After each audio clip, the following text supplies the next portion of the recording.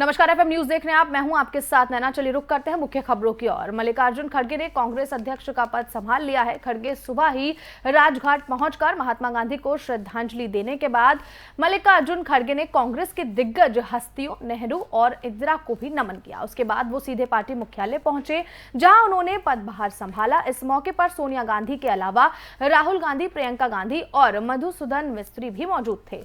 इसके अलावा पार्टी के तमाम वरिष्ठ नेता खड़गे की ताजपोशी के दौरान नजर आए। राहुल गांधी भारत जोड़ो यात्रा से समय निकालकर खड़गे की ताजपोशी में पहुंचे और ये संदेश देने में कसर नहीं छोड़ी कि अब खड़गे नेतृत्व संभालेंगे और वो उनके काम करेंगे। मंच के जरिए भी गांधी परिवार ने खड़गे के हाथ में ही नेतृत्व की कमान दिए जाने का संदेश दिया। राहुल गांधी इस दौरान मंच पर खड़गे को बिठाने के बाद सीट पर जाते दिखे। यही नहीं, एकदम बीच में मल्लिकार्जुन खड़गे को बिठाया गया। उनके ठीक दाईं ओर सोनिया गांधी थी और बाईं ओर पार्टी के चुनाव समिति के अध्यक्ष मधुसूदन मिस्त्री थे। वहीं उनके बगल में राहुल गांधी को जगह दी गई। इसका मतलब है कि सिटिंग प्लान के जरिए गांधी परिवार ने अपनी बजाय खड़गे को ही नेता के तौर पर पेश करने की कोशिश की है।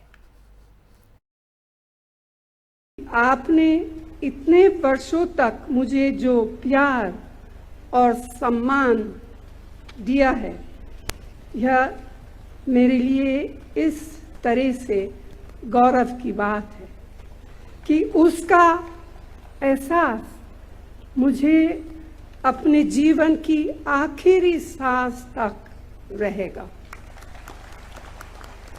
लेकिन यह सम्मान एक बहुत बड़ी जिम्मेदारी भी थी।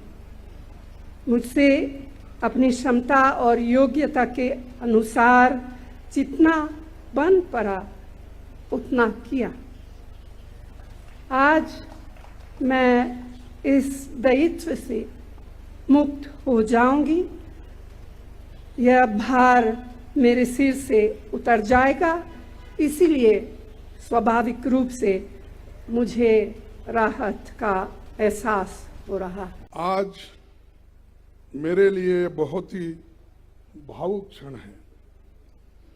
आज एक वर्कर, मजदूर का बेटा, एक सामान्य कार्यकर्ता को भारतीय राष्ट्रीय कांग्रेस का अध्यक्ष चुनकर ये सम्मान देने के लिए आप सबका हार्दिक आभार और धन्यवाद देता हूं। जो यात्रा मैंने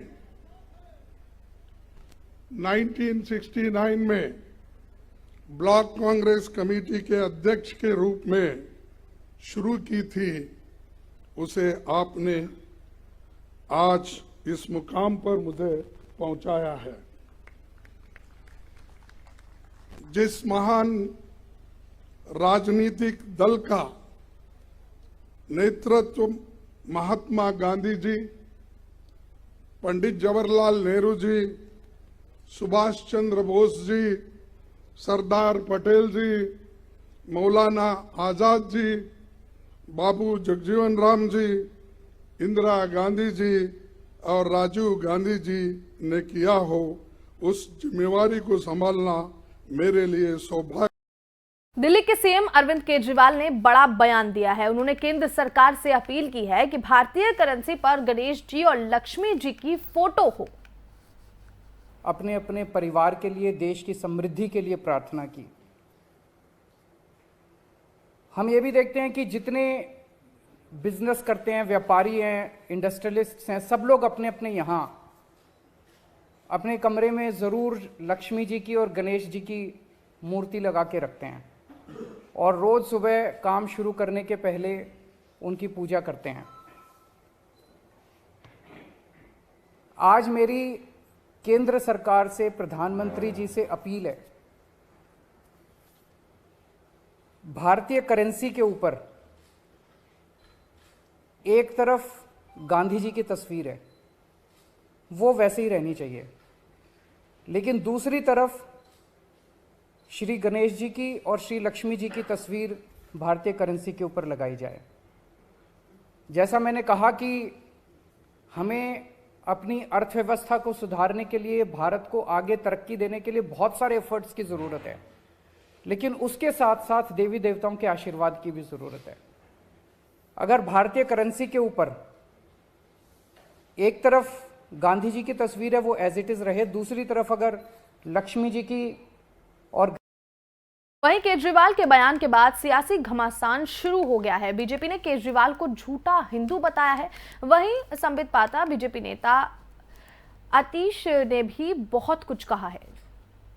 अरविंद केजरीवाल यहां पर स्वांग रचाने का काम कर रहे हैं। बंधुओं, याद करिए, ये वही अरविंद केजरीवाल हैं जिन्होंने सदन के अंदर कश्मीरी पंडितों के नरसंहार पर बने फिल्म पर जब सवाल उठा था तो ठहाके मार के हंस रहे थे और कह रहे थे ये तो झूठी कहानी है, किसी ने एक भी कश्मीरी पंडित का नरसंहार नहीं किया था। कश्मीरी पंडितों को दिल्ली में नौकरी देने से इनकार करने वाले अरविंद केजरीवाल, कश्मीरी हिंदुओं के ऊपर हंसने वाले अरविंद केजरीवाल आज अचानक जो हिंदू बनने की चेष्टा कर रहे हैं, ये यू टर्न की पराकाष्ठा है।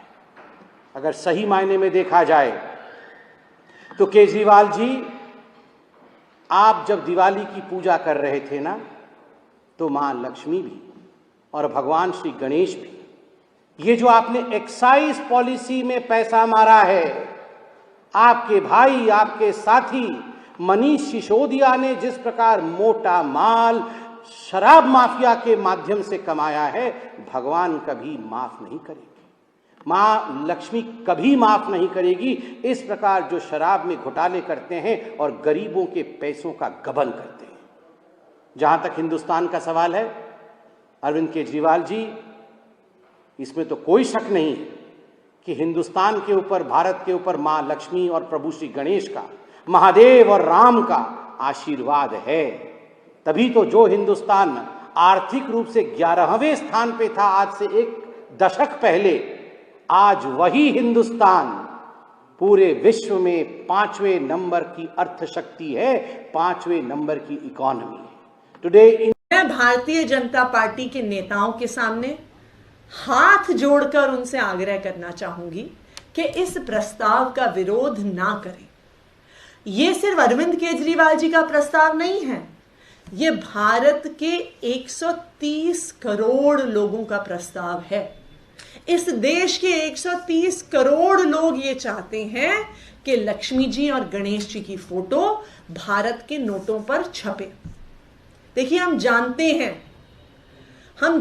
हैं कि भारतीय जनता पार्टी के नेता अरविंद केजरीवाल जी से नफरत करते हैं और अरविंद केजरीवाल जी को रोज रोज आप गालियां देते हैं। लेकिन आप अरविंद केजरीवाल जी से नफरत अगर करते हैं तो करते रहिए, पर अरविंद केजरीवाल जी से नफरत की वजह से आप गणेश जी और लक्ष्मी जी से तो नफरत मत करिए। आप इस देश के लोगों की समृद्धि से तो नफरत ना करिए। आप इस देश की अर्थव्यवस्था की बढ़ोतरी से तो नफरत मत करिए। आप लक्ष्मी जी और गणेश जी के आशीर्वाद से तो नफरत मत करिए। तो मेरा भारतीय जनता पार्टी के नेताओं से बस हाथ जोड़ के यही आग्रह है कि आप सिर्फ राजनीति की वजह से, अरविंद केजरीवाल जी की नफरत की वजह से इस प्रस्ताव का विरोध ना करें। अगर लक्ष्मी जी और गणेश जी की फोटो हमारे करेंसी नोट्स पर आती है तो उससे देश के 130 करोड़ लोगों को समृद्धि का आशीर्वाद मिलेगा। इससे पूरी देश की अर्थव्यवस्था को बढ़ोतरी का आशीर्वाद मिलेगा।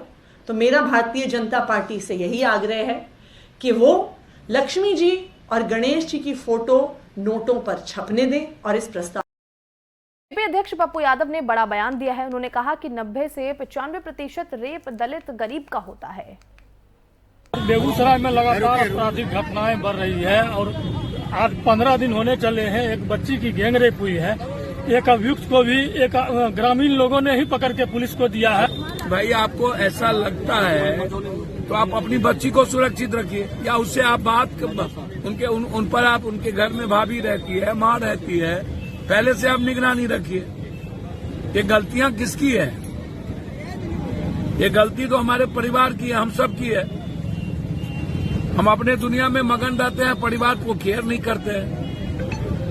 ये लगातार बलात्कार की घटना तो एकदम भैया आप पॉर्न पर रोक लगाएंगे नहीं, स्मैक्स पे, ड्रग्स पे, कोरेक्स पे, तो क्या होगा आप हमको बताइए ना। जितना बलात्कार होता है 90-95% बलात्कार गरीब दलित, गरीब वंचित के घर में होता है। ये आप पप्पू यादव के और बड़े नेता माफियाओं के घर में क्यों नहीं होता है? अब बलात्कार करने वाले ज्यादा से ज्यादा लोग मिडिल क्लास के ऊपर के लोग रहते हैं। बलात्कार होता है दलित गरीब का, करने वाले लोग आप देख लीजिए कौन है, तो न्याय कहाँ से मिले? हिजाब को लेकर एक बार फिर AIMIM चीफ असदुद्दीन ओवैसी ने बयान दिया है। उन्होंने अपनी ख्वाहिशें बताई हैं, जानिए क्या है वो ख्वाहिशें।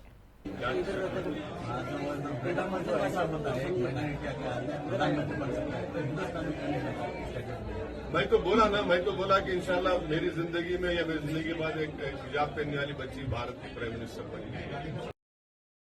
इनकी सत्ता भारतीय मूल के ऋषि के हाथों में है। ऋषि सुनक के प्रधानमंत्री पद पर पहुंचने के बाद भारत में भी जश्न का माहौल है।